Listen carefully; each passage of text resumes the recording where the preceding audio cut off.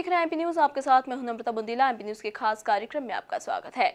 अक्सर राजनीतिक मंशा के आरोपों से घिरे रहने वाले कंप्यूटर बाबा एक बार फिर चर्चाओं में हैं। जी हां, कंप्यूटर बाबा कभी संत समागम करते हैं, संतों का सम्मेलन लेते हैं, तरह तरह के राजनीतिक मुद्दे वो इस सम्मेलन में उठाते हैं और इसीलिए वे हमेशा मीडिया की सुर्खियों में बने रहते हैं। और एक बार फिर वे मीडिया की सुर्खियों में बने हुए हैं क्योंकि उन्होंने प्रदेश की राजधानी भोपाल में एक प्रेस वार्ता ली है जिसमें उन्होंने यूपी के मुख्यमंत्री योगी आदित्यनाथ पर निशाना साधा है। जी हां, क्योंकि योगी आदित्यनाथ ने अभी कुछ दिनों पूर्व चुनावी सभा में हनुमान जी को लेकर एक टिप्पणी की थी जिससे पूरे राजनीतिक गलियारों में बवाल मच गया था, प्रदेश में बवाल मच गया था और कई लोगों ने उसका विरोध भी किया था। और अब इसी कड़ी में कंप्यूटर बाबा ने यूपी के मुख्यमंत्री योगी आदित्यनाथ पर निशाना साधा है। हमारे संवाददाता युवराज इस वक्त हमसे जुड़े हुए हैं। युवराज, बताइए कि क्या है ये पूरा मामला। राजधानी भोपाल में कंप्यूटर बाबा ने प्रेस वार्ता ली है, तरह तरह से उन्होंने निशाना साधा है यूपी के मुख्यमंत्री पर,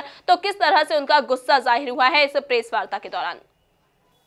जी हाँ नम्रता, मैं आपको जानकारी देना चाहता हूं कि कंप्यूटर बाबा ने आज भोपाल में प्रेस वार्ता ली थी जिसमें कि उन्होंने यूपी के सीएम योगी आदित्यनाथ पर निशाना साधा है और अपना आक्रोश जाहिर किया है।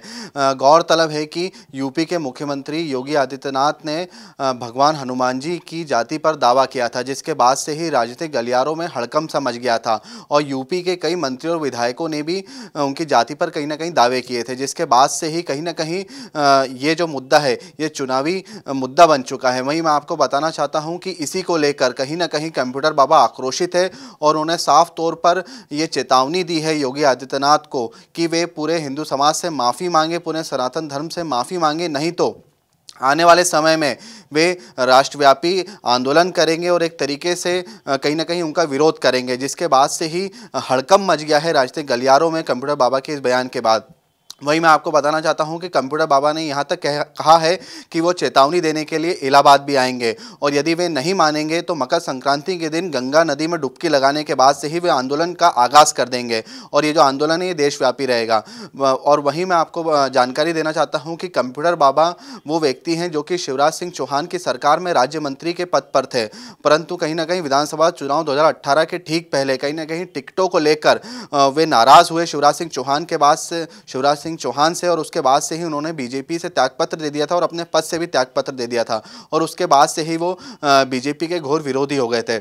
और कंप्यूटर बाबा वही व्यक्ति हैं जिन्होंने कि शिवराज सिंह चौहान को साफ चेतावनी दी थी कि नर्मदा अवैध खनन को लेकर वे देशव्यापी आंदोलन करेंगे, जिसके बाद से ही शिवराज सिंह चौहान ने उनको आनन फानन में राज्य मंत्री के पद से नवाजा था। और तो कहीं ना कहीं कंप्यूटर बाबा जो हैं वो राजनीतिक सुर्खियों में बने रहते हैं और अपने विवादित बयानों के चलते सुर्खियों बटोरते रहते हैं। जी बिल्कुल, सुर्खियां बटोरते रहते हैं, कहीं ना कहीं वो विवादों में घिरे रहते हैं और अपने अपने बयानों से कई राजनेता सुर्खियां में बने रहते हैं। लेकिन युवराज, इसके आगे एक सवाल यहां खड़ा होता है कि क्या देश में मुद्दे खत्म हो गए हैं? क्योंकि कहीं ना कहीं कहा जाता है कि हमारे देश में अभी भी लाखों लोग आज भी भूखे पेट सोते हैं, लाखों युवा बेरोजगार घूम रहे हैं और वहीं कई बेटियों की शादी नहीं हो पा रही है। तो इसको लेकर ये इस तरह के मुद्दे क्यों नहीं उठाए जाते हैं? बेरोजगारों को लेकर, महिला सुरक्षा को लेकर, किसानों को लेकर, इस तरह के मुद्दे क्या खत्म हो गए हैं? जो इस तरह के मुद्दे उठाए जा रहे हैं जिसका आम जनता से कोई सरोकार ही नहीं है। जी हाँ, निश्चित तौर पर नम्रता, ये एक सोचने वाली बात है क्योंकि अब कुछ ही माह में लोकसभा चुनाव है 2019 का।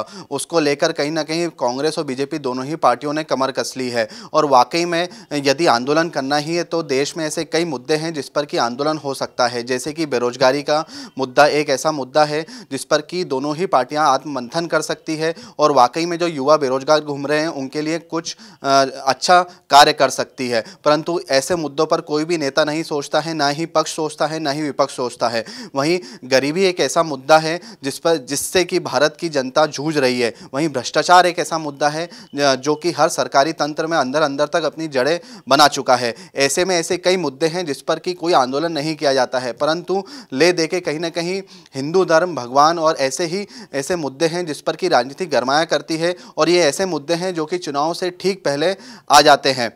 बहरहाल ये अब मंथन वाली चीज़ है, दोनों ही राजनीतिक पार्टियों को आत्ममंथन करना पड़ेगा ताकि ऐसे मुद्दों पर राजनीति की जाए जिससे कि भारत देश का जो भविष्य है वो उज्जवल हो सके। जी बिल्कुल, जिस तरह से कहा जाता है कि हमारा देश अभी भी आगे नहीं बढ़ पा रहा है, तो कहीं ना कहीं यही मुख्य कारण सामने आए हैं, क्योंकि हमारे देश के राजनेता जो हैं वो ऐसे मुद्दे उठाते हैं जिनका आम जनता से कोई लेना ही देना ही नहीं है। और वहां बेरोजगारी के मुद्दे अगर उठाए जाएं, महिला सुरक्षा के मुद्दे उठाए जाएं और किसानों के मुद्दे उठाए जाएं, गरीबों के मुद्दे उठाए जाएं, तो शायद हमारा देश आगे बढ़ पाएगा, उसको कुछ सपोर्टिव सिस्टम मिल पाएगा। लेकिन हमारे देश के राजनेता तो सिर्फ भगवानों पर टिप्पणियां करने में लगे हुए हैं। कहीं ना कहीं हम राजनेताओं से ये अपील करना चाहेंगे कि वो अपनी टिप्पणियों में, अपने बयानों में सिर्फ भगवानों को तो बख्श दें। फिलहाल ताजा तरीन खबरों के लिए आप बने रहिए हमारे साथ, देखते रहिए एमपी न्यूज। नमस्कार।